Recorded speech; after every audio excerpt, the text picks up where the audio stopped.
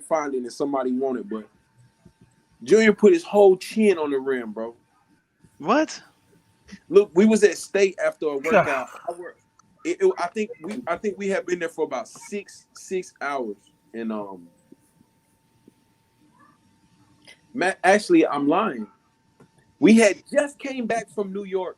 Me and it was about 4 of us had came back early. He had to go to Dallas. Okay. He went to Dallas. Him and his dad went to Dallas. I got a question about that whole Dallas thing here in a minute too. Okay. But hold on real quick. I had to fix something. Bert, can you hear us now? Yeah, I can hear you guys. Can you guys hear me? Yep. Yeah, Bert. Yeah. We got the Bert.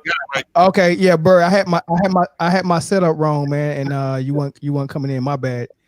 It's all good, fellas. First off, I gotta give a huge shout out to Rail. Rail is my teammate from like 20 years ago, right? And Rail told me a long time ago, if the bottom of your arm don't shake, you ain't lifting weights right. So Rail been on point from 20 years ago. Right? But also, a year ago, I bought Rail's Bunny Pack 1C.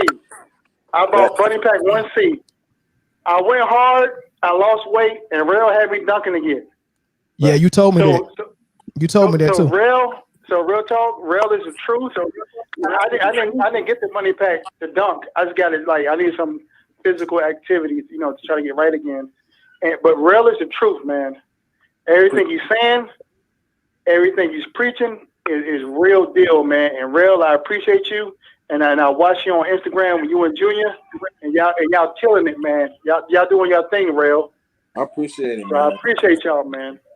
Yes, Rail, sir. I remember you from back in the days as you had the big white dog back in the day. We used to play baseball in the back of the field, way back in the day. So I remember you from like 30 years ago, bro. But yeah, you're the boy, man. I appreciate you, man. Yeah, that was Scandal. That was my big. I had an English Bull Terrier back then. A long time ago, y'all. Yes, sir. That's what's up. Yeah, my bad, bro. I ain't mean to interrupt you. I had to just get Bert. Yeah, my bad. But that's go ahead. Hey, that's Eagle Pride right there, bro. Yeah. Hey, Bert, don't ever hardly listen to my podcast, man. Now you on there, Bert. Want to come listen? Hey, how Bert they gonna take? Bro, I listen to this podcast every week, bro. I just don't tell you. Thank you, Bert. for Don't ever listening, call man. me. Don't pick up me. Oh man, That's funny. Bert, you got to pick up me every time you call. I listen every week. That's love, though, man. Hey, yeah, my bad, bro. Go ahead and finish that story about what you were telling me. Oh well, we got off the plane and he got off the plane and we were at the crib. Now at this point we in an apartment, getting ready to go to Dallas or whatnot. And it was like 3:00 in the morning. And he was like, "Let's go hoop."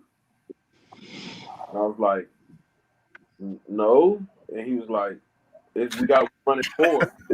So you gotta go because we need one more. And I'm like, man, whatever. Now I'm old, bro. You know what I'm saying? I need my sleep. So we go in there, and I kid you not, bro. Before the game even started, he switched shoes. He had on his Maverick shorts. He turned around, threw the ball up in the air, and when the ball bounced, I turned my head because there was no way. There was absolutely no way from how he threw the ball from the scorer's table at the auxiliary gym at State, not the big gym. From how he threw it, there was no way he was going to get that. You know what I'm saying? And something just told me to turn back around, and just so happened, I had my recorder on because I was like, man, this dude got me in here at 4:00 in the morning. You know, when you're on Instagram and you doing something late, you want everybody to see, so you try to put the date, the time, or whatever you in the gym or whatnot. And I turned around, man, and this dude had to back up from he had to move back from the rim because his face was on the rim, his chin, and his arm was so far. He he was like, his face was this way, his arm was back here. He had to throw the ball. And actually, he did it again. Emmanuel Mudiay threw him an alley-oop that nobody seen because they didn't, Ballers Life didn't record that one. He threw him one after he killed Emmanuel Mudiay. But he threw him one off the glass that I think he didn't think Junior could jump that high. I thought he think he was just like playing around. Junior, when he got that man, I'm telling you, I got that screenshot. Junior's whole nose and top lip off of a 2-foot jump. Let me ask you this though. After seeing D Rose and jumping like that, do you ever tell him to dial it down a little bit and use it a little bit less, because guys' knees are wearing out, man? Well, you know what? I'll say this. I know. I actually, in all honesty, I've never. In high school, I did. In high school, I told him to stop dunking with one hand and start go dunking with two hands because, you get fluid built up in your wrist when you banging your arm up against the metal so much.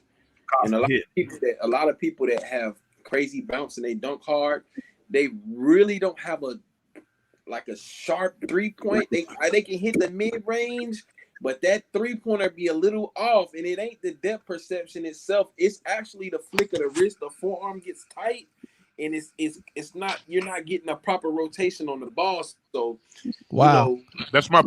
I never even thought that is crazy. That is crazy. That's crazy. But that's that. You know what that is? That's me. That's me having a not being a fan. And me being really, a scientist with it. Like I don't care about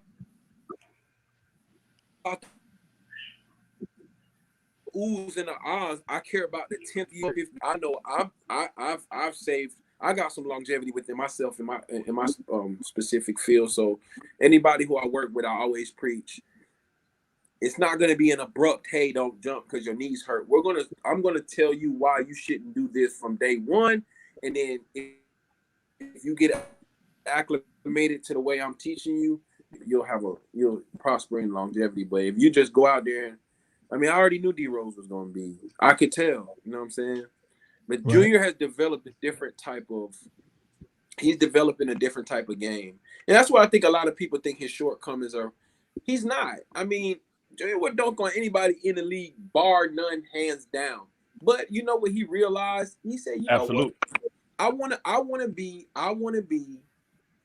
know what type of player that I am already, but I want to put more to my game than that, and I want to do it on my clock. So when he pops out and he start going 47 to 45, 47% from three, shooting 60% from the field, and shooting 88, 87% from the free throw line, now what do you do? Because you can't match him at the rim, and if he's not the fastest person in the NBA, then there's probably one person faster than him, and it might be Zach LaVine. And I know there's not another guard that's faster than him. It could possibly be Zach LaVine, and if it's not Zach LaVine, I don't know who it is. Not in the end, I don't know who it is. So one last question before we get into our show topics. Now, I mentioned Derrick Rose. Of course, the coach that was with Derrick Rose during his MVP season that was able to get the best out of him is now with Dennis Smith, and they got similar type game. They both got the speed, they both got the bounce. I think Dennis Smith shoot it a little bit better than D Rose did at that time. And of course, Dennis got like that body. He got that Baron Davis type body. So, he can actually bump somebody and pull up for that mid range a little bit different than D Rose. So he don't have to rely just solely on his athleticism. So how do you think he's going to do in New York with Coach Tibbs there? I know they got like the same position. That it's like the Noah's Ark of basketball. They got two of everything. But Well, I'll tell you, man, right off the bat, because I was there, and I wasn't watching it on TV. I was there. I sat in the front. I watched everything. I was there for a whole month, and You know, I've seen the different personalities and the different traits of players and things of that nature. And I had to sit back one day in the family room and watch the game, and it was just too much 4 or 5 ISO ball from bigs, man. And it was like, you gotta understand something about the NBA first. The NBA is a one position sport right now. It's everybody's a point guard. Yeah. Right? You got Nurkic. What, not Nurkic? What's the Joker? What's his name? Jokic. Yeah. He brought the ball up for about 50 possessions the other night. Right. Do you know how many threes the Lakers shot the other night? Never mind let's not. I want to stay on this topic real quick. I don't want to go into the field goal attempts. I want to go into the possessions with the big having the ball. Now, when you've been groomed your whole entire life to play with the ball in your hand, Dennis was probably the best one-on-one player that North Carolina had. You know what I'm saying? You take the ball out of somebody's hands that's been having to play in one position his whole life, and you put him in a 3-pass away offense from the guard, and then you want him to play 94 feet of defense, and then you want him to share the position with 3 other players when you actually promised him, basically the starting position. It's a difference between Randall bringing the ball up, Kevin Knox bringing the ball up, and all the other bigs that they had on their team. They're not getting into an offense; they're getting into an ISO. So that just takes all your offensive ability out of the way, and that's one of the reasons why they weren't so good at scoring the basketball, because it didn't start with the big close to the bang second chance points, because the bigs were on the perimeter. In the smalls, the guard, the backcourt, they were 15 and under. So it's like, if you're not a big guard, you're not getting a rebound. And Junior got a couple of rebounds, a couple of putbacks, but they were off of like Randall jump shots. Why? Why isn't Randall dunking his jump shot back? So Tibbs, I think other way around. He has a more structured offense, and I think it's more tailored to a Dennis Smith Jr.'s game, because Tibbs' success really came from the Chicago era, and he likes that scheme. Now you put Dennis with that same personnel in another scheme. Then you gotta remember, Junior actually was scoring. He was their leading scorer at the end of the season after he got traded. He came in and scored 25 the first game. Mm-hmm. But then you get players like Mook. It came over and you start trading for players, and you get players that come in that are like similar game as Carmelo. What guard have ever prospered playing with Carmelo? Nobody. But you can put Carmelo on another established NBA All-Star guards team, and he gonna get it off. But you had to threaten to kick the man out of the league before he let anybody else do anything. And that's except Chauncey, except Chauncey Billups. But that's a guy that came in already with a championship under his belt, a championship mentality, and a leader. And then they did it again with Jason Kidd in New York. So it's guards that can be lead guards with Melo. There was potential. Those guys were 15 to 18 in. Them dudes was on. Yeah, they were established. They was established vets. They were established vets, though. It's a difference between Chauncey and Dennis coming in 4 years into the league. It's different. And having to be, it's a whole nother ball game when that comes to play. Man, Morris took the same shots that Carmelo took, bro. That's crazy. And Randall takes the same shots that Carmelo took. You gotta just look at the team and look at where the offense was structured and who it was structured around. And then you go back and you ask, why didn't Dennis Smith prosper with New York? It was because that whole scheme was just pass and go screen. You know what I'm saying? I don't want to make an excuse because I have a bias, but this is what I will say. You seen what he did in Dallas his first year. I thought he played well in Dallas. It hurt my feelings when they traded him to New York, because the day before they traded him to New York, he busted Tim Hardaway Jr.'s ass. Yeah, that was something weird that happened before he got traded because Yeah.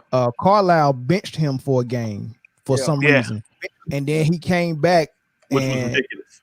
Right, and had a good game, and it's crazy because Zoe, we was doing a podcast then, and when I seen how much that Luka was handling the ball, what did I say, Zoe? Ain't got no room for Dennis Smith Jr. somewhere else. He said, I told you he was crazy. They'd never get rid of Dennis Smith Jr. And they did like 2 days later. Well, he requested a trade. I don't blame. Oh, he did. Okay. Well, we just got the exclusive just now. I don't think nobody knew that. We just got the exclusive. Yeah, I don't think nobody knew he requested trade. I didn't either. It made sense. It made sense because just like Rail said, when you take a guy who is a point guard, like let's just call it what it is, he's a point guard. He's a point guard. You take him off the ball after being the point guard. He has to adjust, and if you don't give him time to adjust to be like Dennis thrives with the ball in his hands. Just by looking at him, and I had a chance to watch him play AAU against Lay and Team Loaded at Boo Williams in Virginia. So I got an up close and personal experience just seeing him jump. And so just seeing him play, you knew just with him playing that he was next level and beyond potential. But the whole the Luka thing, and this is not an indictment on Luka, but once you take the ball out of a point guard who's been conditioned to play that, they kind of put him as a sit. And I knew that he had to be someone else in order to really reach his potential. Yeah. Hey, you just said everything that I've been saying for the past 2 years, man. You just put it all out there just now, just how I say it too. So I agree with you on that. All right, so now we go ahead, Jay. My bad. Mm-hmm.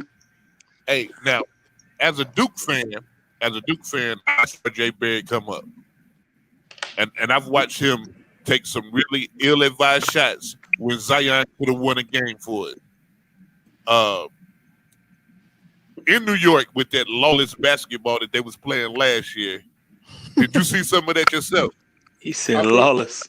I seen it in Vegas up close and personal. I seen it in the summer league. Oh, at the summer league, yeah, I got an off switch.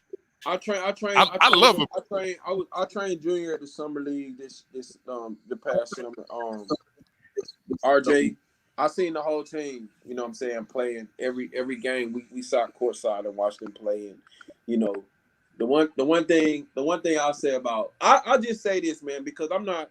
He's still a black man, you know what I'm saying, at the end of the day. I don't take nothing from the American athlete. But this is what I say about RJ Barrett, bro. He bet to be lucky that he's 6'9", man. Because he's 6'9". Hey, Real, say no more. Say no more. Listen. That's all you had to say. You can go. Real. You can go back several episodes from last year where I've critiqued them Duke boys very heavily, and the only one I really thought was ready for the pros, which I might have been wrong, was Cam Reddish. I don't think much of. Whoa, he's ready. You don't think so? I think Cam was I think Cam was the most talented one. Say it. For sure. See. Hold on, Real. Hold on. We got to move because we got to get in our show topics, man. We got to get in our show topics, and I want your input on everything we're gonna talk about. We gonna get into some stuff, man. But we'll go ahead and get into what's trending in the news first, man. Go ahead. Okay, let's do it. Hold on, Bert, you still there? Do y'all go around the panel or? I'm still here, Mel. All right, you want to stay on or you got time? Listen, what's easiest for you guys? I can go back to yeah, let me clear the lines, and then when you got another question, call back in. Yeah, I will, sir. Thank you, sir. All right. Why you say I'm here, fellas. Okay. All right, go ahead, Zoe. All right, boom. In the news, we're gonna start. Got a couple of arrests in the NFL. Well, actually, one charge and one arrest. We got Darius Geis, the Washington football team running back, arrested and released by Washington for domestic violence charges. If you get arrested we've seen this trend. if you get released from a football team for domestic violence, you beat up. Yeah, I think they got. I wasn't gonna say that. Listen. What? Listen. What? Okay, you got NFL players that get arrested on domestic violence charges and they get a 1-game suspension. You got players like Greg Hardy that was body slamming his woman on guns and stuff, and he was gone the next day. If he got arrested and released the next day, he did something bad. He finna go to jail. Oh, okay. Yeah, I think it might have been some video evidence. It might have been some video evidence. Because it was like 4 different charges that they were during the domestic dispute. He ended up turning himself in, and I think the evidence was too much to where Washington really didn't have a choice but to make that decision. So he's gone. Second, we got DeAndre Baker, first-round pick, New York Giants, cornerback, former Georgia Bulldog award winner. He was charged. He was arrested. I think it was like 3 or 4 months ago, and then of course posted bail. But he was charged formally today with 4 counts of robbery with firearm. Judging from going back to, I don't really know how to attack this one because I just don't understand how you making first-round NFL money.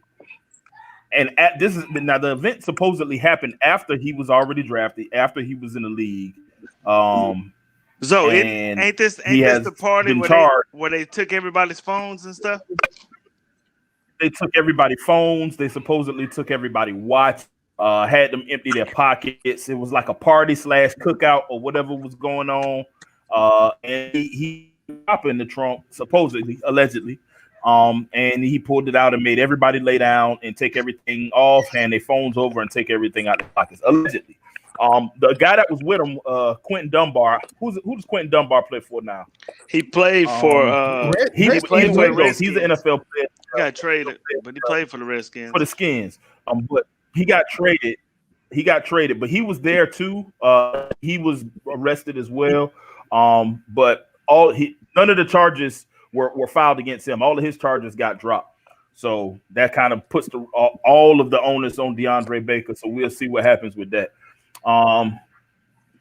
It's really not much to really discuss about that. I don't really know. We'll just see how to let the system do whatever it's going to do this time, and see how that plays out. Stop playing. No comment. Man. All right, stop playing Grand Theft Auto. That's all I can tell you. These guys, man. I get the opportunity to be around a lot of these guys. You know what I'm saying? In casual settings, in very hostile settings. And you'd be surprised. You'd be surprised of how emotional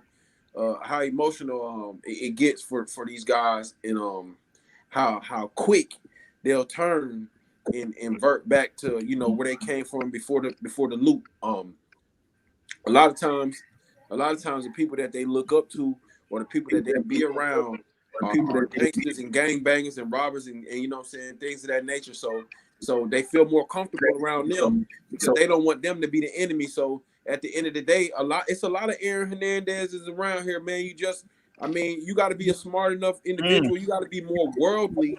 You got to be more worldly about yourself to find out who these individuals really are, man. Because it's a lot of them, bro. I believe you. I believe you. That's facts. And the fact that you spoke to was these guys had a life before these first round contracts and all of this stuff, and we don't know what type of life that was. You get what I'm saying? I know he's a South Florida kid, and I mean we already know that the potential of it going down in South Florida. So whatever the system does, and I hope that he gets track if anything.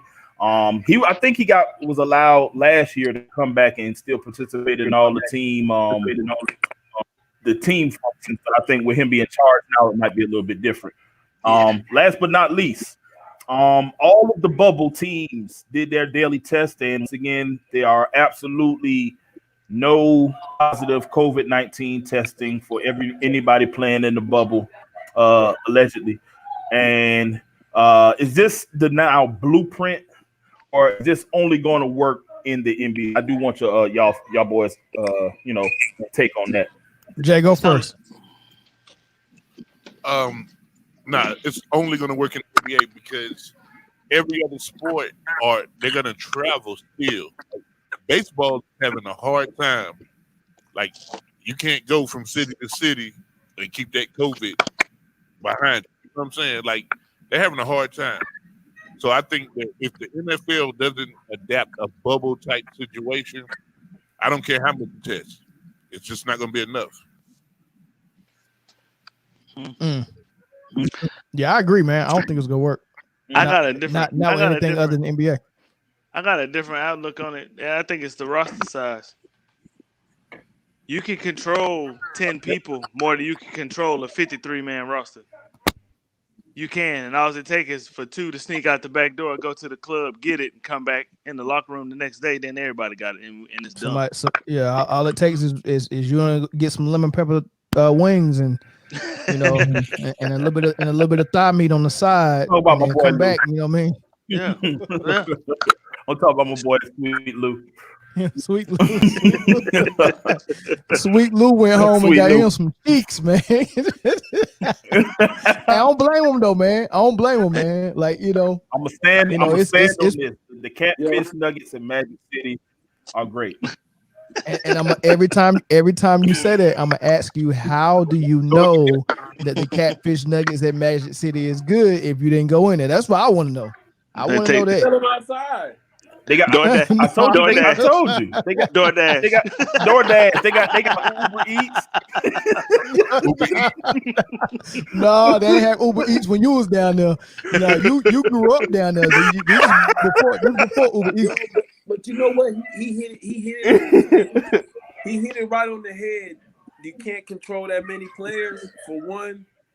And then secondly, they can't house that many. There's too many. That's too many. 53 for one team, and you think if you did a bubble, and even if you had, that's at least 400 guys, housing wise, that got to be in the bubble. Yeah. That's you gonna need 2 bubbles. You know what I'm saying? For a whole season and playoffs, yeah, it's gonna be rough. Nah, it's a wrap for that. It's gonna be rough. All right, man. Let's roll into our first topic. Hey, man, you'd have 16. You'd have to have 1,600 players alone if you had a bubble for the NFL. That's just players alone. That's not coaching staffs. That's nothing. That's just players alone. That's a lot. How many bubbles was in Magic City that night when Lou went and gave them Liverpool? I know it was a lot of bubbles in there, man. Wait, what? Oh, you ain't hear about what Lou did? Oh man. Nah, you ain't hear about what Lou did? Nah. No, he went home for Lou had went home for a funeral. Go ahead, Zo. He went home for a funeral. Lou is a Atlanta native, Snellville, Lawrenceville area. For those familiar with the area, right in Atlanta. He went home for a funeral, and the rapper, white kid, I can't think of him right now. Jack Harlow posted an Instagram video. Posted an Instagram picture of Lou Will inside of Magic then they both had their masks on. Talked about it, go straight to the funeral and come right back. But once the picture got out, they questioned his whereabouts. They asked why he was in there, and Lou said he went to go get some wings from Magic City, which they have named after Lou Williams in Magic City because he's such a regular. And I promise. So, yeah, man. So, he had to do a 10-day quarantine once he got back. He missed the first couple of. He back with the team now, but it's just funny that he was in there, and I don't like why did he tell him to why did he allow him to take that picture? I don't know, because he knew. Yeah, that That was a bad idea. Yeah. All right, man. So my favorite topic to have, talking about basketball, talking about NBA, and talking about Jay's GOAT, LeBron James, man. LeBron is at it again. LeBron is the best That's my goal. that's your GOAT. You know that's your GOAT. You know that's your GOAT. Well, here's a quote from LeBron. Right? They won the West, right? The Lakers won the West. Even though it really doesn't matter because you're in the bubble, so having the number one home court advantage don't really matter. But they won the West, and this is what this is his quote. You know, since 2010, they said I couldn't win the West, right? So by him winning the West, did he prove his doubters wrong? And I don't know, man. Like this, I don't remember anyone ever saying that he couldn't win the West. What I remember people saying is, you went to 8 straight finals in the East, you couldn't go to 8 straight finals in the West. So I'm trying to figure out what narrative he's talking about where people were saying he couldn't win the West. Somebody please help me out with that thing. Hey, They did man, say the that. West ain't the West. The West is kind of watered down right now, G. The West watered down, man. You can't listen, bro. Listen. Let's keep it 100 right now. There is 3 players that are on one specific team that were on one specific team that had they not had any controversy, nobody would have had a chance of beating these cats because they were the most dominant 1, 2, and 3 that you could put together in the league this decade, bro. The Golden State Warriors, or whatever the name is now. That KD, Clay, and Steph, you just and listen, and here goes the thing. They only trade for one, and everybody else that they got drafted. Like, what is the odds? What is the odds of that happening? It's true. They will attract another megastar. They will, because they got the money to do it from them championships, and because the West is so watered down right now, the Harden in Westbrook is not going to work. Westbrook is going to be gone soon. He'll get out of there one way or the other. He'll end up in Indiana somewhere. He's not going to be in the West for long. You got to have a ratty in the West. If you can't shoot that thing, bro, you're not going to prosper in the West. You're not going to prosper. He is 2 bricks away from Drake's mansion, bro. LeBron is really playing against in the West. I think that LeBron is really playing against some boo-boo right now, bro. And that's my opinion. Y'all fill it in, bro. I'm sorry, bro. Name another team that's so dumb. Name another team in the West where you would turn to your partner and say, I got 20 on them against the Lakers. And I won't say nothing else.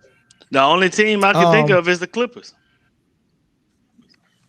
Yeah, Clippers. And you can't underestimate the Blazers with them having Nurkic back, the way Gary Trent Jr. has blossomed in the bubble with his shooting. The other athletic big they got, what's number 33 name? Real athletic big that can switch and guard multiple positions. Zach Collins, and he got a little offense with him. He's not handicapped with on offense. So I like that. And then Melo's playing inspired. The Blazers scary with healthy, and if they would have had Trevor Ariza, the only thing I would say wrong with the Blazers is matching up with the Lakers is they don't have anyone to guard 6'8", 275 pound LeBron James driving to the rim. They don't have it. Ariza would have helped, but they go miss Ariza in that matchup. What about Denver? Not for the next 3 years, bro. Yeah, Denver got too many young bucks that they got to rely on. You got to rely on Bobo and Michael Porter Jr. and they might not be ready for that. Hey, you got to rely on the biggest thing that people fail to realize when it comes time to beat LeBron James. You got to beat him either 4 straight or you got to see them in the last game. Like, okay, I mean, it's possible. You know, they lost 17 games, so it's pretty much possible to go ahead and beat them one game. You might even beat them back to back. But now you got AD, so it's kind of like, how do you beat LeBron in a 7-game series? Because he's definitely going to the final. How do you beat LeBron in the 7-game series? Now, how do you beat AD and LeBron in a 7-game series? Now, how do you beat AD, LeBron, and Kuz in a 7-game series? Because Kuz is going to strap up. They're going to make him play defense. Whoever Kuz is guarding, he is sending them to AD. AD is a very much defensive player. He is so underrated on defense. AD will block everything. LeBron is a great transition defensive player, but AD will close out. AD will step up the lane. He'll take the charge. And still AD can get fouled. He can risk blocking shots because he got another 7-footer behind him, and that 7-footer got another 7-footer behind him. So when they put this lineup out there, when they put LeBron at the 1, Kuz at the 2, AD at the 3, what's that boy named? Howard at the 4, and JaVale at the 5.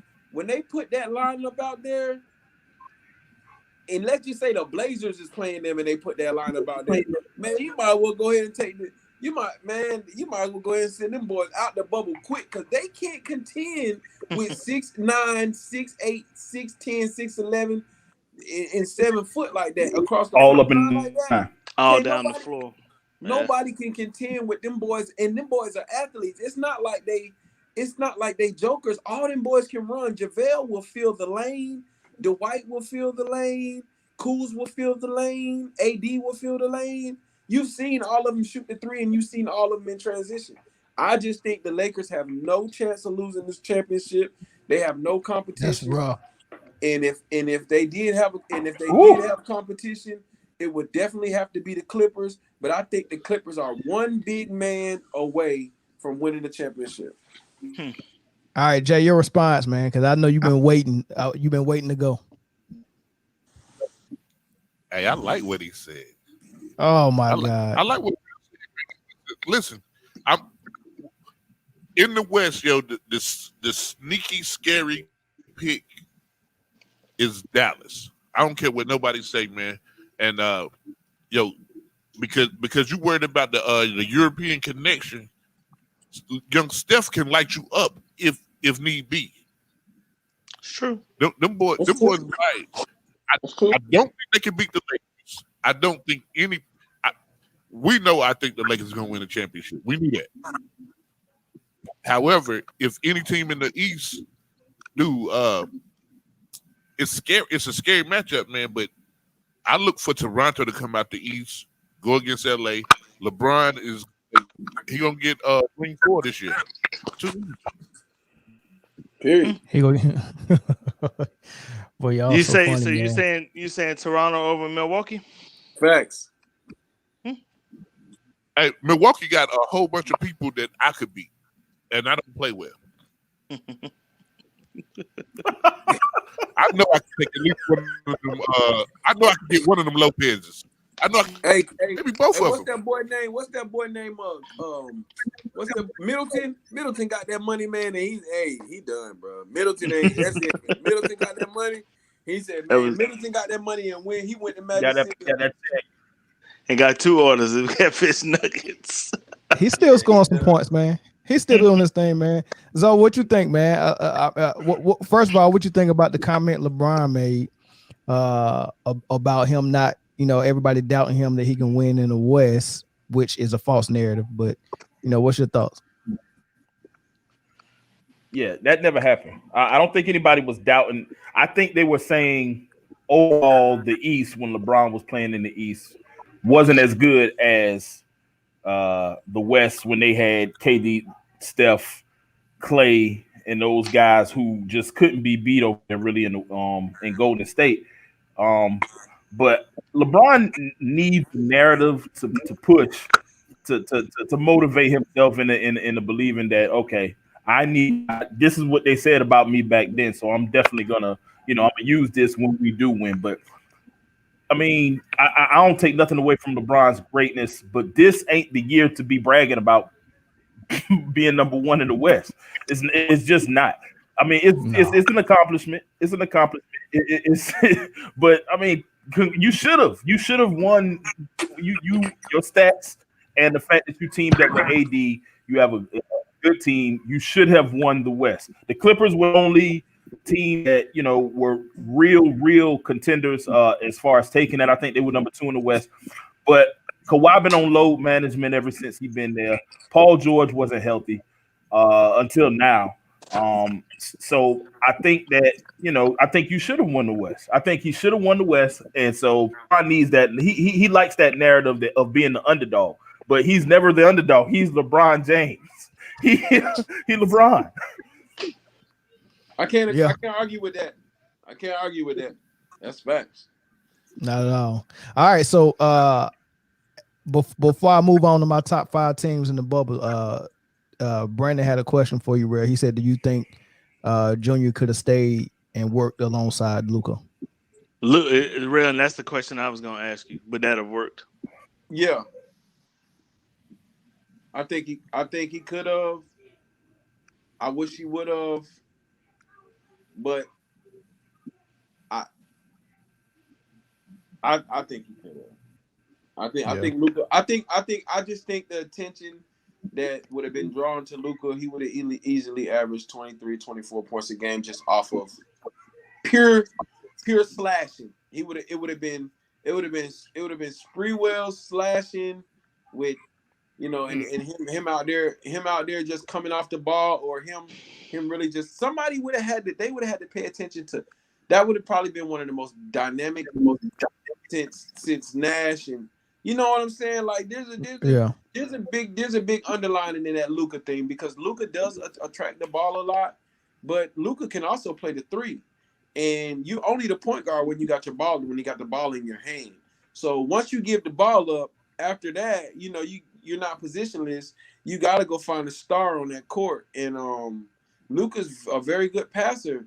I just think that Junior should have stayed there another year and tried to make it work. And he definitely could have been a double guy. Junior could have been a double guy. At least 18 and 10 All-Star game. You know what I'm saying? That's just. But he would have been playing off. He would have been playing off the ball most of the time, kind of like what Tim Hardaway is doing there now. Playing without the ball. I don't even think Steph Curry, him being at 6, Steph Curry, him being at 6'1", they got him off the ball. Luka just has the ball all the time. Well, it's the set. It's the point guard. In the NBA, the point guard the only difference between NBA, college, and high school is the NBA, the point guard. In college, the point guard dictates the pace of the game. In NBA, the point guard dictates the sets. So whatever they want to get into, Luka is basically, it's not Carlisle, it's the point guard. So Carlisle is calling out basically audibles to whatever Luka is calling out. So if Luka wants to go down the court and get a bucket, he's going to call out 5 or whatever, whatever the play consists of, him coming off a dive or him coming out or him doing a step back or whatever it is. He's looking at the defense as he's walking down the floor or dribbling down the floor, and he's calling offensive set while he's on his way down the floor.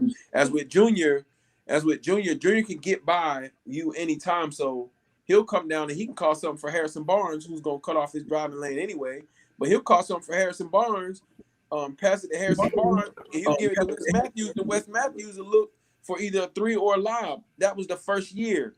Now, but that's with him with the ball in his hand. Mm-hmm. Now you go to year 2, and now he's not actually dribbling the ball up the floor every time. So now he's looking back. Okay, what we finna run? Oh, it ain't got shit to do with me. All right. Okay. But last year I was averaging 15 and 5. I had a 30-point game. I had a 25, 27-point game. Dallas was mine. You know what I'm saying? Now it's just kind of like, yo. Yeah. I mean, what y'all got going on? Y'all act like I didn't do good. That's how I was feeling in my body. I was like, man, y'all acting like my boy ain't. Y'all acting like he flopped or something. He was 19 years old. He was the first 19-year-old with a triple double. Like, what are y'all? He had two triple doubles. He got a lot of Steph Marbury game. He got a lot of Steph in him, man. You know what I'm saying? Man. And the one thing he said to me one day, we was in Dallas getting ready. It was like maybe 2:00 in the morning. We was getting ready to go get up shots. Matter of fact, we was in Dallas, and he said, he turned to me, he said, hey, you know what? You know why I'm gonna be the best basketball player? He said, because what if I get a jump shot like Steph? Steph would never have my athleticism. Mm-hmm. He said, see that a lot of things that people don't look at when they look at Dennis Smith Jr. is this. That boy been dunking since he been 12 years old, right? What? Crazy. Yeah. That's crazy. He's a freak, man. Yeah. He's a freak, man, for real. And how tall is he? He what, like 6'3"? Modest, 6'2". So modest 6'2". They'll give him 6'3" on the No, not even in Tim's. So so you take somebody. Now listen. Just let me, before y'all go. Just let me say, you take somebody, and this is the type of conversation that I have on a different platform, different panels with people. When I say you can't match his athleticism because you can't work for that type of athleticism. That type of athleticism can't be obtained through hard work. That's one of those ones where you say it's a generation thing, it's an every 10-year thing, or it's an every 50-year thing. That guy can really get off the floor in a hurry, right? That's a Usain Bolt of running. That's Barry Sanders of juking. You understand what I'm saying? That's those type of players. Well, you can have a carbon copy, but it just won't be the same when you like a 300 in a Bentley, or 300 in the Phantom. You know what I'm saying? So when you have that much ability to jump, a jump shot is coming off of 2 feet. You're used to jumping off of 2 and 1 feet so high. Sometimes you have to kind of back off how high you jump to shoot that jump shot because you really can't calibrate how high you need to get off that floor to shoot the ball, especially off the dribble. So it's kind of like you'll be that. Do y'all understand what I'm talking about? I see what you're saying now. It makes sense. Absolutely. It's not the form. If you look at him shoot, it's not his form. But sometimes he barely jumps, or he might jump. Every jump shot is just a different level. You know what I'm saying? So the NBA is teaching him right now repetition. That's why we say, let him play. Let him shoot the ball. Let him make the mistakes. You can't give DSJ, because I know he's killing y'all in practice, because guess who got a lot of that footage? So, I mean, just give him the repetitions for him to get game jump shots in, and then trust in him. You can't guard him one-on-one, off the dribble, off the hezzy, off the anything. You can't guard him one-on-one. It's just that he's not knocking that jump shot down consistently in front of 30,000 people because he's not getting that repage consistently in front of 30,000 people. That's the reason why he's not shooting that thing like that. Give him the reps. Right. Give him 15 field goal attempts, 4 or 5 games back to back, and I guarantee you by that 10th game, you'll see a whole totally different player. Well, if they don't treat him right in New York, we'll love him in Charlotte. So he can come on down there and do it. Come on back home and do his thing, man. We'll take him in Charlotte, real. If my boy end up in Charlotte, man, I'll be locked up for life. For real, you don't like Charlotte? Nah, dude. Why? Cause how they did Kimber? All-Star game, man. And my shoe was on his feet at the All-Star game, and I still didn't go. Yeah, man. What Charlotte done did to you, man? Hey, look, Real, I'm gonna go ahead and display my top 5 teams in the bubble, man. Then we're gonna move to football a little bit, man. So I was watching the games in the bubble, man, and this is how I pick my top. Who got the echo going? This is how I pick my top 5, right? I picked it based on how they was playing in the bubble, also coupled with what I who's leading that team and if I trust them moving forward or not. Right. So Blazers is my number 5 team. I teeter-totted between the Blazers and somebody out of the East.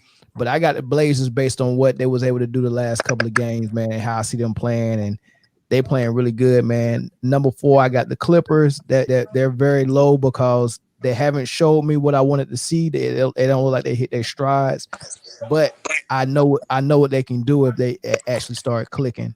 I got the Lakers at number 3 for obvious reasons, but my 2 and 1 is what's going to shock you. At number 2, I got Toronto, and at number 1, I got the team that's led by the league's MVP, Giannis. And this is my 5 right here. And you see, I had the Heat at 5 at first, but I had to switch it to the Blazers, man. What do y'all think? Delusional. Yeah. Delusional, man. No. Okay, so what I got? Hold on, Jay go first, then Zoe. Rel, I want you to go last on this one. Go first, Jay. So when you were talking about the top 5 in the bubble, I figured you were talking about like how they're playing since the restart. And, it's both. It's how they're playing plus what I project. Oh well, I didn't know we were talking about projections, but the Suns are playing really good ball. It's not going to get you anywhere, so they wouldn't have been on my top 5. Yo, Giannis, man, they gonna do what they do. Early round exit. Period. We shouldn't have them at number 1. I would have liked the Heat pick over Portland actually. But other than that, I don't have any. I would have liked it. Coach got them boys playing a different kind of basketball. It's like no one's the go-to guy, and everybody's contributing to the win. And I wonder if Mr. Gummy Bear could have stayed on that team, that would have looked like. Mr. Gummy Bear. Oh, Waiter. Yeah. Waiter ain't that dude, man. Yo, I give Waiters at least 15 in the NBA game tomorrow. Yeah, Waiter ain't that dude. He ain't looking to look when you get a guy and put him on a championship level team. You see all the holes in that game, but when you on a team that's kind of trash, you got so much freedom and leeway. You're not restricted and put in a box where you actually expose. You so it's like free range chicken. You can't see all the flaws, right? But when you put you put that game in a phone booth and say, okay, you need to give me 20 in this box, kind of like how MJ was like, hey, Phil was like, hey, this is the triangle. The triangle is not for you. The triangle is for the others. You need to find your points within this box. That showed how good MJ was because he got his points 2 dribbles or less, or 3 dribbles or less. Fair. Like all that free range game that he got, well, you could just get LeBron the ball and say, hey, everybody's going to adjust to you, and you just do what you naturally good at. LeBron's never been in a box where actually he was his first year in Heat. With the Heat, they tried to put him in the box to make everything work and show all the flaws in his game. No post game, no off the ball game, no jump shot, and Dallas exposed them, right? And then they say, okay, we got to play Bron ball because obviously we can't play no other system with this guy. Just play Bron ball, and then Wade and Bosh suffered from that. If you sin against Dallas, Wade was balling. Yes, he was. But when you play Bron ball, he supposed to. Yeah, everyone adjusts to Bron ball, and Bron does what he does naturally. But what superstar is supposed to do is have an offense tailored for the strengths around your team. And since you're a superstar, you can score anytime you want to in any system. And that's what Kobe and Jordan and KD was. That's why KD fits seamlessly. Well, they also had an older school coach too. Now you can play Bron ball all you want, but the coach was fairly new. True. Spoelstra? Yeah, but Pat Riley was an overseer of that though. But Pat Riley wasn't even on in the heat of the battle. The players, even the most dominant players, is looking for guidance. In that Dallas series, bro, Spoelstra he couldn't hack it. He just wasn't. You know what I'm saying? Spo was a good defensive coordinator, but he he needed a headset because he couldn't put anything offensively together, man. I mean, you going for a championship and you talking about brown ball at the same time, and you got two other superstars on the team. He just totally wasn't the coach, bro. And LeBron just took over everything. And you're right. That's how the deficiencies between well, not the deficiencies, but that's how Wade and Bosh got excluded and they lost. Yeah. That's how. So critique my top fives though. That's right. All right. I saw. I mean, it's hard not to put Giannis and them up there, but what I did see in Giannis against the Rockets, who beat the Bucks. Granted, Giannis does more with less, but when they put that wall up and they really had somebody who could move their feet, his lack of offensive skill set started to show towards the end of the game. They were up, I think, like 6. And Giannis, while he can handle the ball, he can do everything. He gets to the rim in 2 steps easily. A lot of the times, he's because he's not a jump shooter, he's not able to, if they put that wall up and he's not able to get there, he can't make the decision to still generate points. And they don't have a secondary guy to do that either. So while I think Giannis has been one of the best players, he came out even in the games that they really didn't need to play, and he been balling. I still like the potential.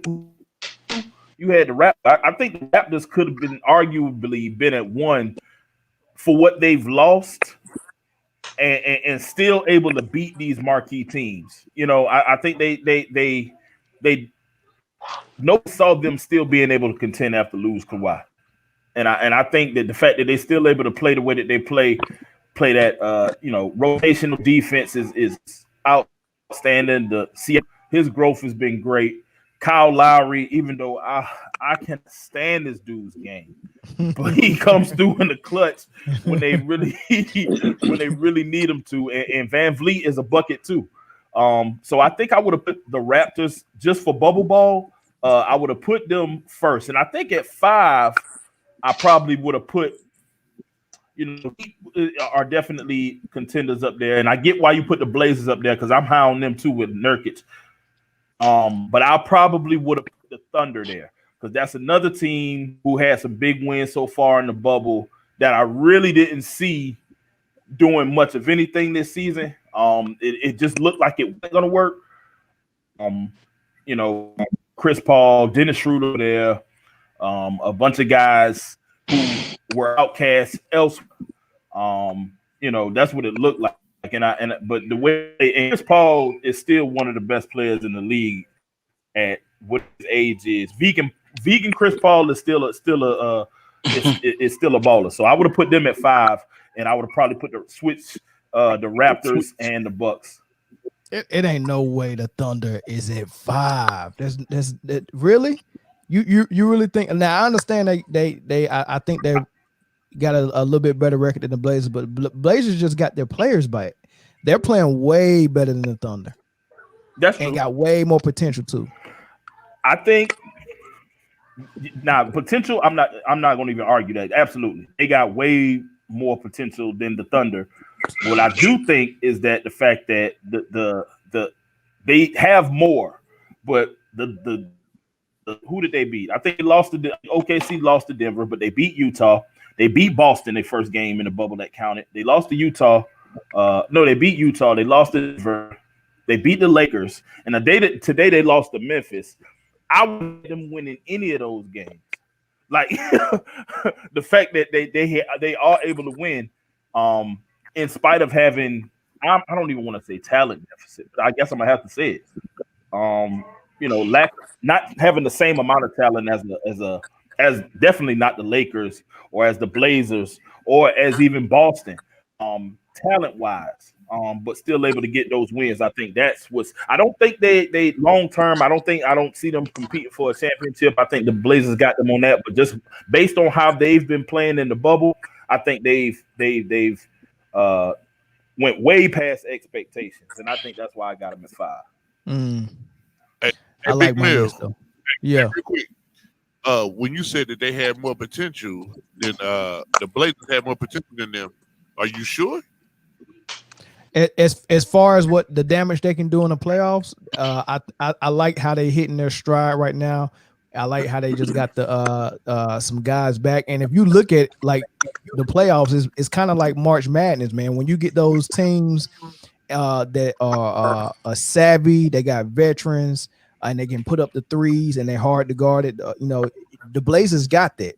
They can go to Melo with a little bit of ISO or post up. You got Dame Lillard, that's a bucket. Especially You in the got clutch, CJ, right? that's a bucket. Right. Then you got big man Nurkic that can go. When you go to the Thunder, you got Chris Paul orchestrating everything with high screening rolls and that type of action. If you stop that, it's a wrap. Where is you going with it? Next year with Rodney Hood back, it's crazy. But Portland's outlook is this: either miss the playoffs or meet LeBron in round 1. It's a bleak picture. Are you in agreement with Mel? With Melvin, is that your 5? No. Is that your 5? Well, because I think that me and you, for some reason, we have it more like the same. I want to hear your top 5. Okay. Before you, I don't want to hear you. I don't want to hear you go off of his 5. I want to hear your 5, and then I'm not gonna write, but I wrote something on this paper, and I want to see if you got at least 3 of the 5 teams that I got. Jarell, Okay. be careful. This is a football player talking right here. But This is a quarterback right here. Sometimes it takes somebody who's not looking into it too deep to come up. Okay, but go ahead. Let's see. So my 5 is the Bucks at 5, the Rockets at 4, the Clippers at 3, the Lakers at 2, and Toronto at 1. This man said the Rockets at 4. No, I'm good. Yeah. You said the Rockets at 4. Small ball. They got out rebounded about 40 rebounds two games ago. Hey, the man. Rockets. Hey, I watch. Hey, can I ask y'all a question real quick though? I'm telling you. What are we basing?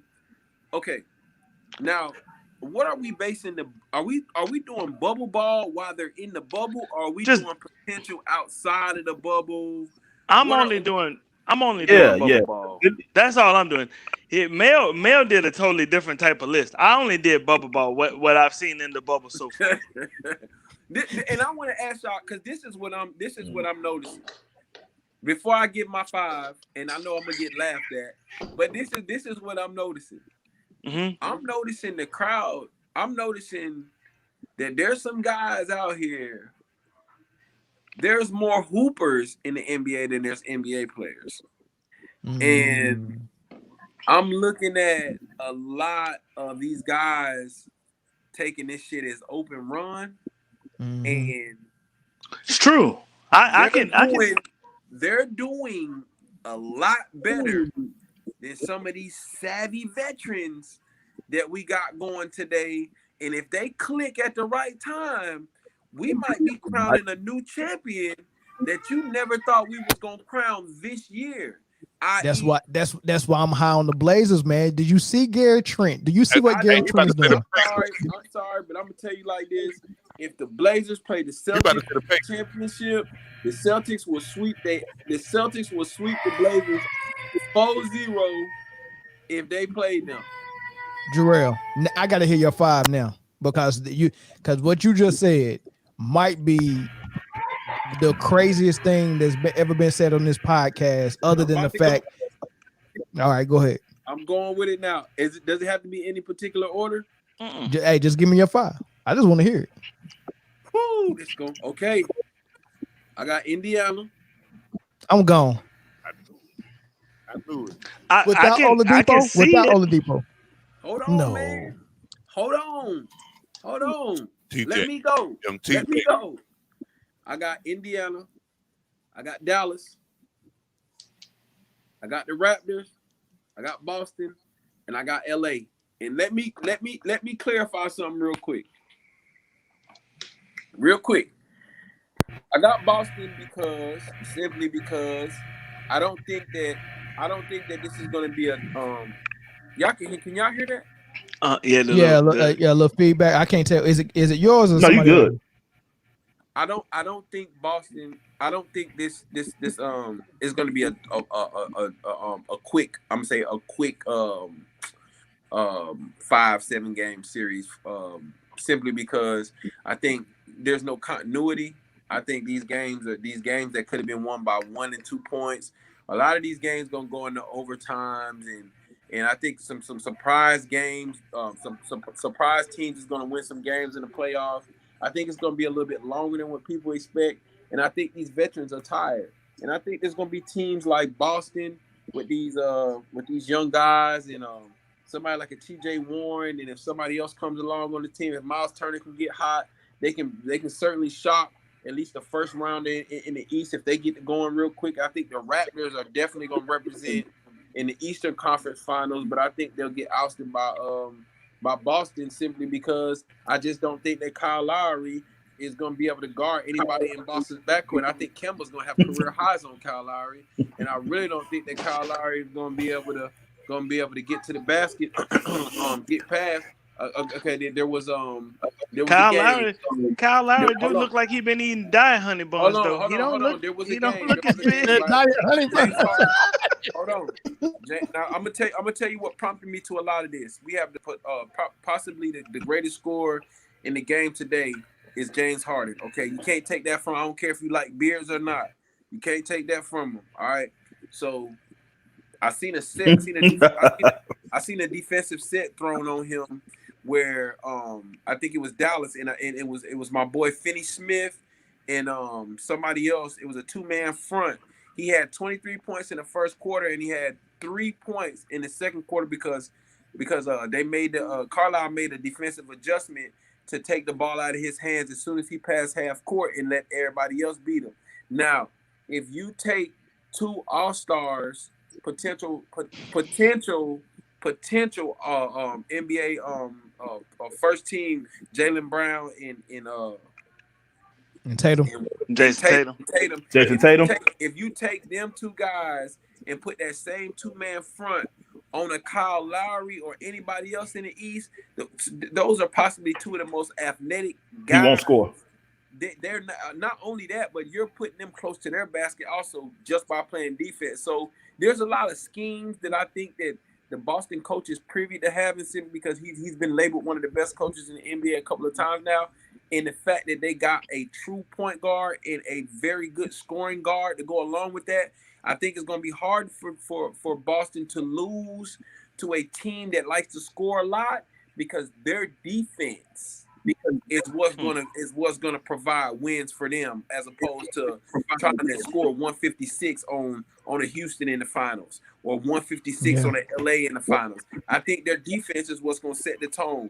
As far as Indiana goes, nobody in the bubble is really playing defense. And if you don't guard TJ Warren, he's going to give you 40. If Miles Turner gives you 30 or 26, you just got 76 to 80 points from 2 players.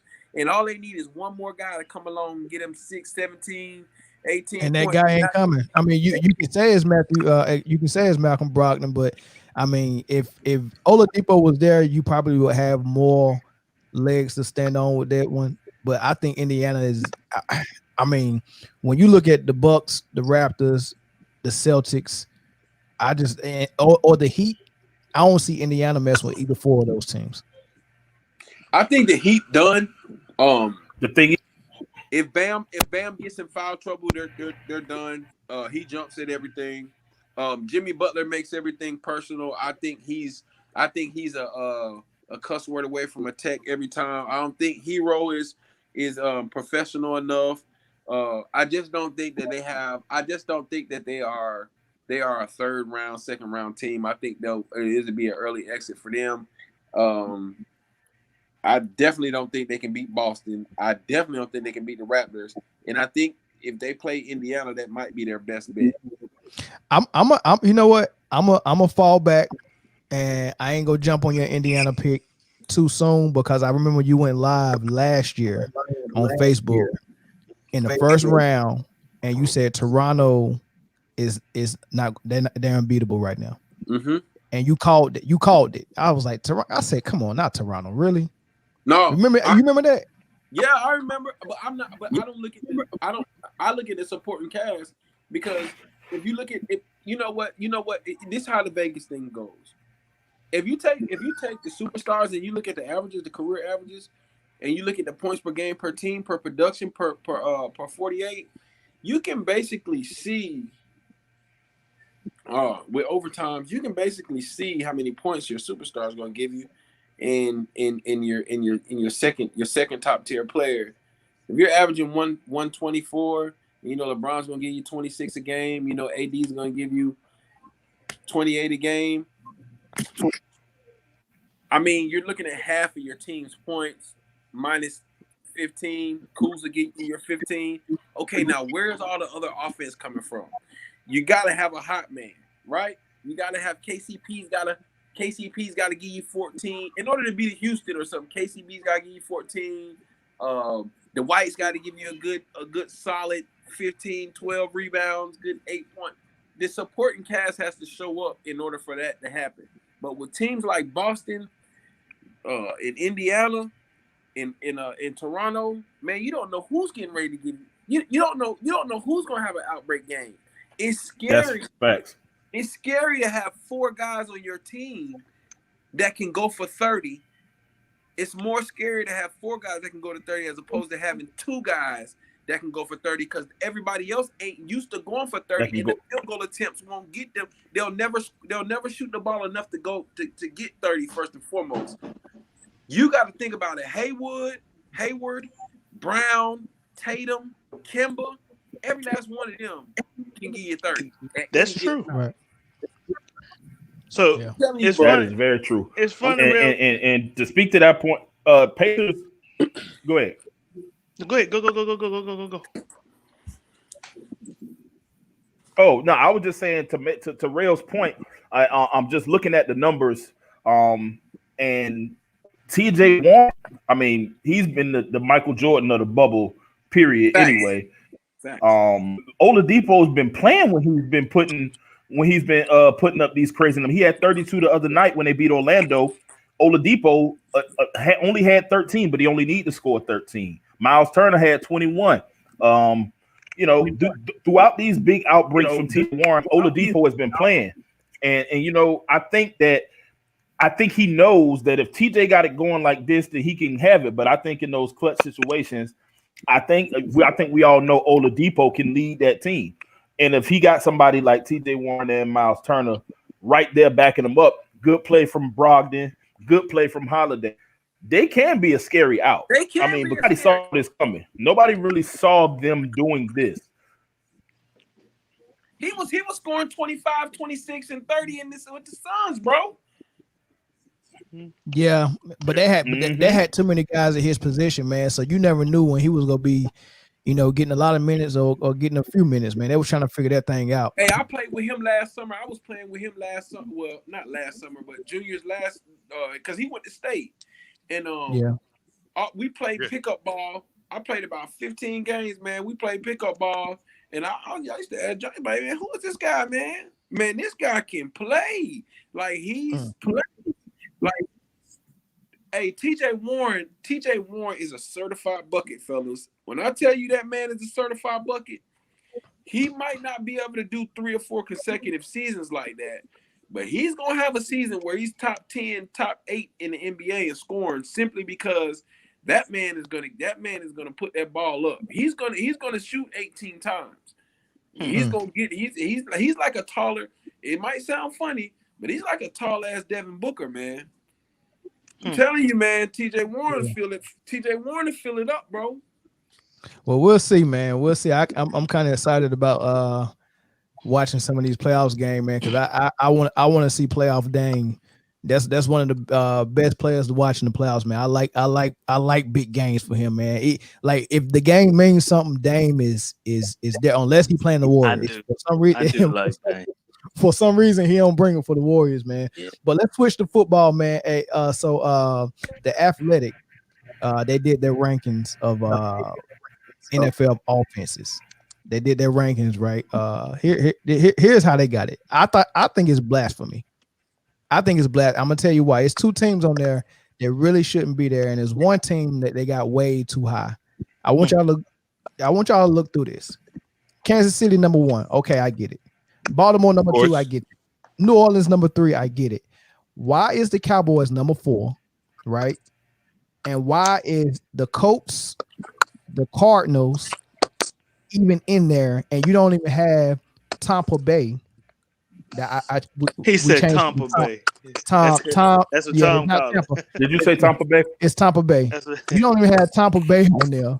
You got the Colts with daggone Phillip Rivers in a new offense. You really got Phillip Rivers and the Cardinals over Tampa Bay.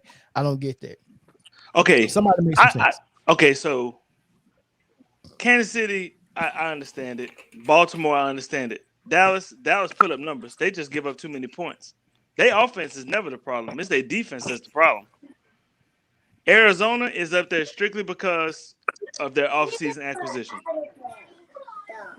When Houston was stupid enough to trade the best wide receiver in the NFL to Arizona and give a new quarterback that can throw the ball down the field, give Kyler Murray a legitimate target to throw to, their offense is going to flourish because you have to double team DeAndre Hopkins. If not, you're going to be in for a long day. You have to double team him. That's opening up the rest of the offense. They ain't got no run game. They got rid of their running back. Who's running the ball? The dude from Auburn. What's his name? He can run. He rushed for 1,000 yards. How do we know what Kyler Murray is going to do? Like you got the Cardinals and the Colts there and no Tampa Bay. I just don't get that. That don't make sense. Why is the Dallas Cowboys number 4?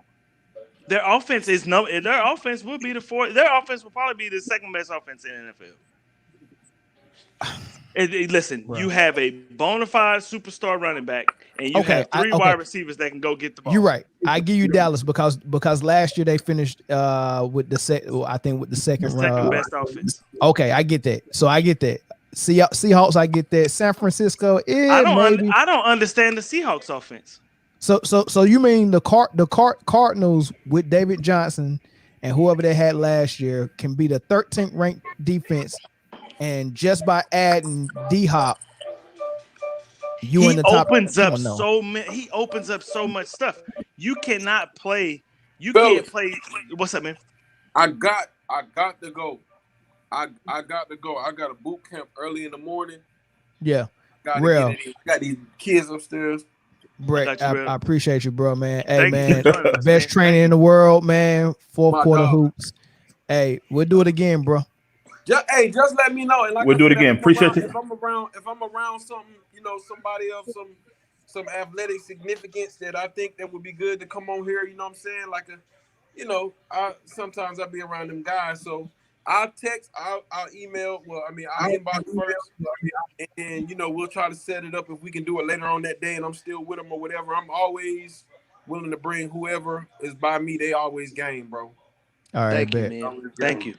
Appreciate you. Okay, I appreciate y'all, man. Always. Thanks, Will. All right. But, yeah, man. But DeAndre Hopkins opens up so much, man. Listen, you have to double cover him. So that takes a safety out of the equation. So what'll happen is they line up in a cover 2 with 2 safeties. They got to rotate one safety down to help out with that side because somebody's got to get short and somebody's got to get long. They have to do that.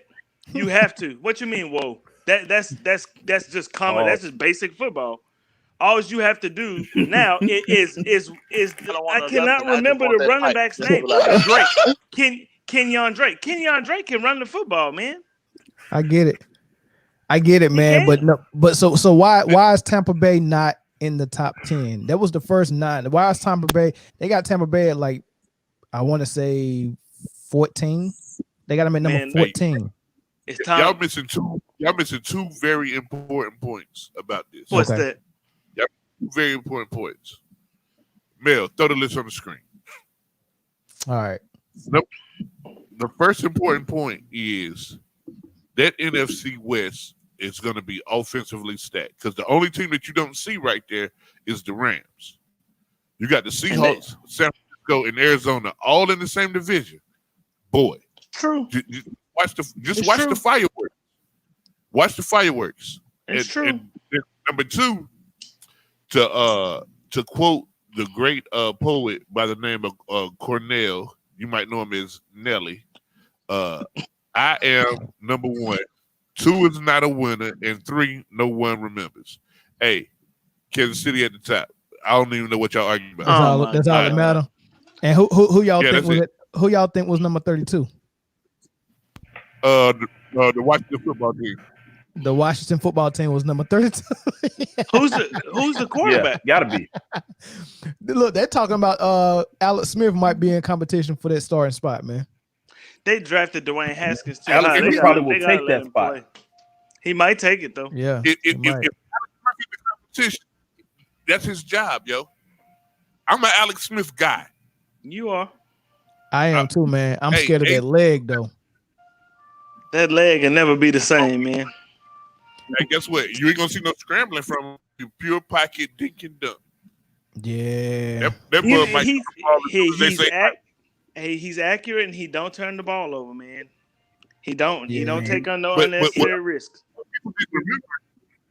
Alex Smith's legs got him out of a lot of trouble in Kansas City and in San Francisco. Alex Smith would get out and get up out of there.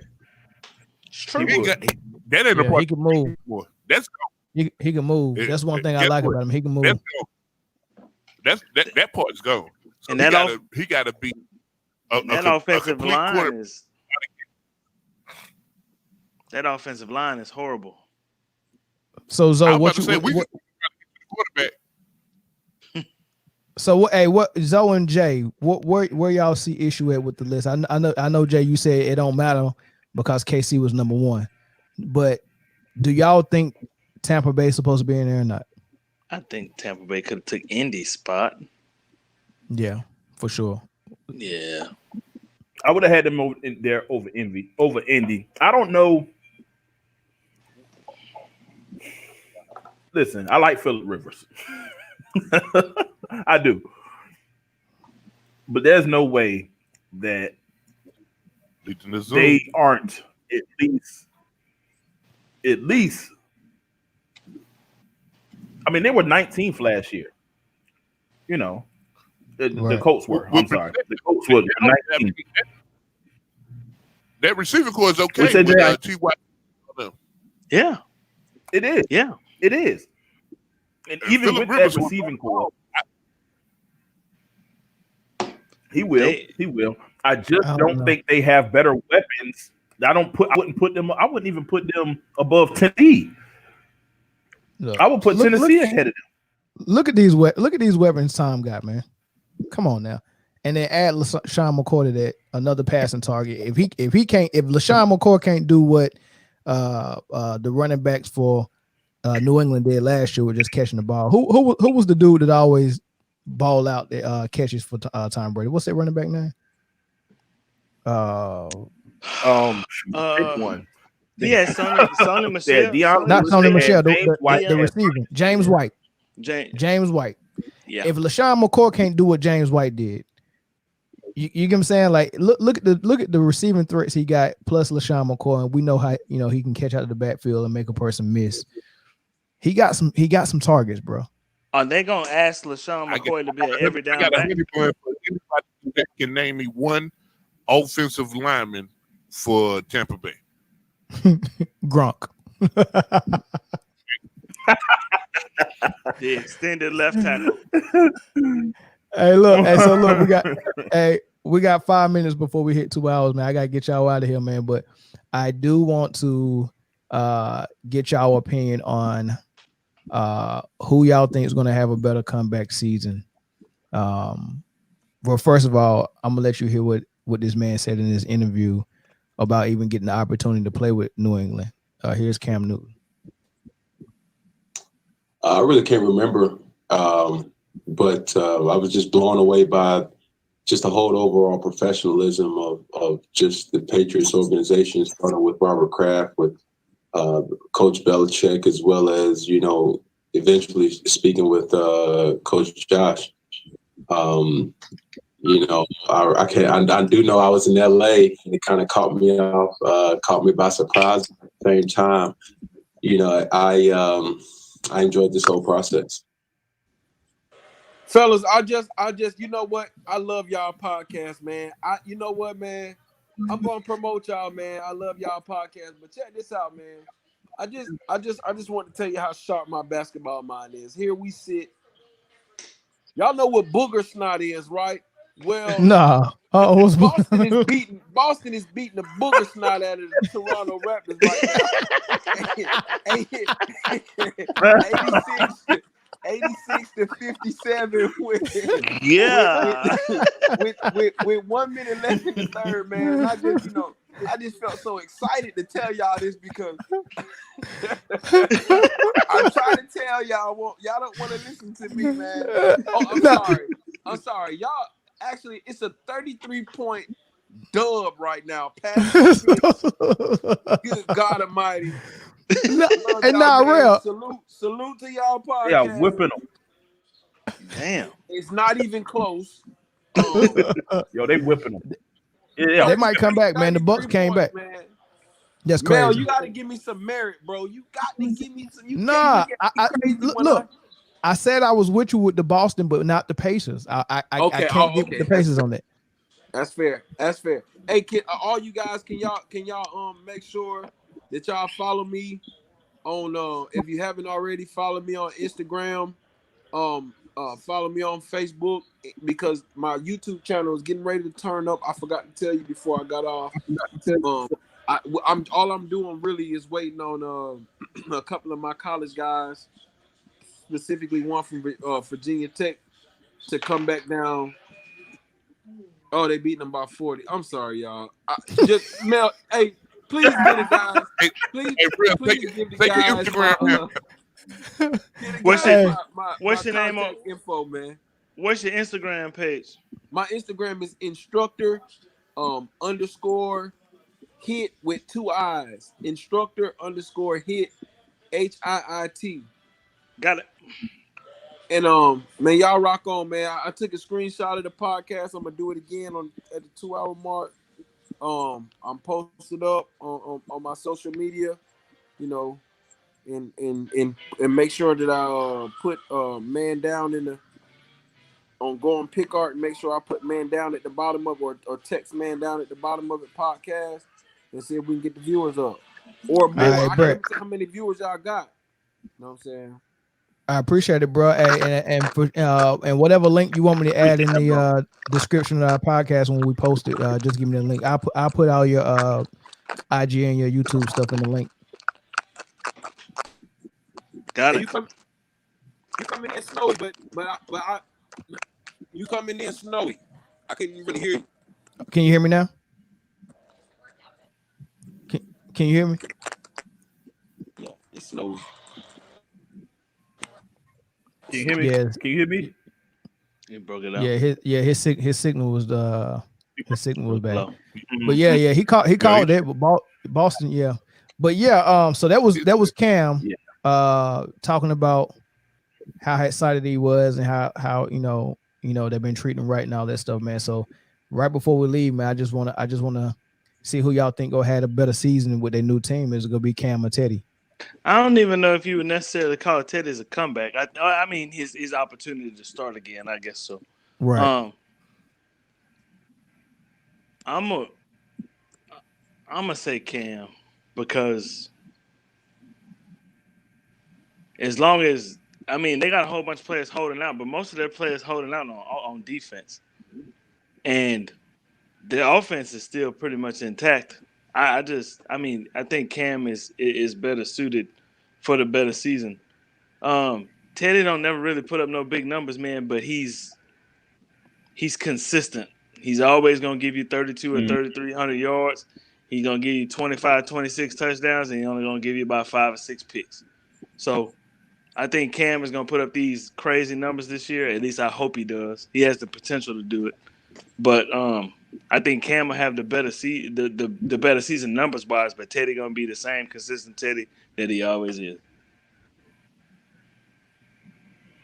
Hey, I kind of agree with you, Corey, and that's kind of scary, man, because I really usually don't agree with you. But yeah, man, I seriously trust the Patriots, Belichick, Cam, with that offense more. Even though McCaffrey is a easy target for Teddy Bridgewater to hit constantly and to have as a sidekick.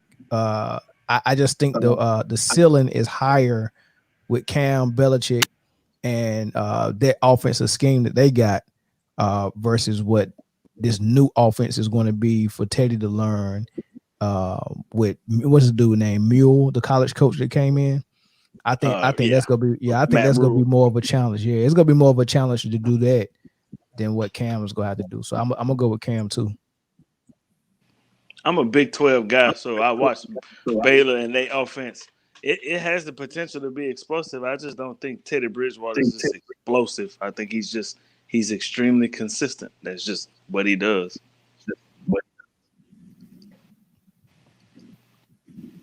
Train. I'm gonna let Zoe go. Zoe.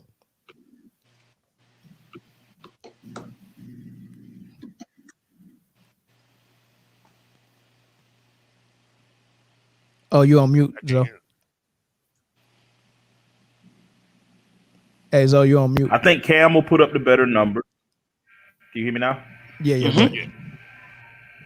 got me? Yeah, okay. Yeah. All right. I think Cam will put up the better numbers. I think Cam he has more to prove. I think just not playing at all last year.